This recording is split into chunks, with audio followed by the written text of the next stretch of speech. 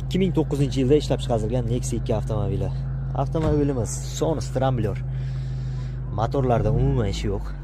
Motor, korobka, hadovoylari tayyor qilib qo'yilgan.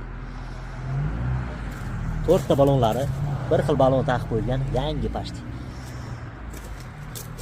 Kuzov holatlarida umuman ishi yo'q. Orqa oldilari bo'sh-butun avtomobilda.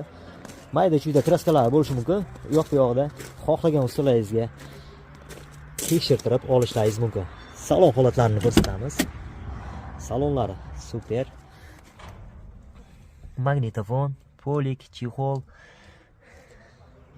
lari hammasi bor. Ushbu avtomobilimizni boshlang'ich 10-15 million so'm pul bilan variantga chiqarib beramiz. Egalari bilan gaplashib qo'yib 48 million so'm deb qo'yapmiz. Picha savdolashadigan joyi bor.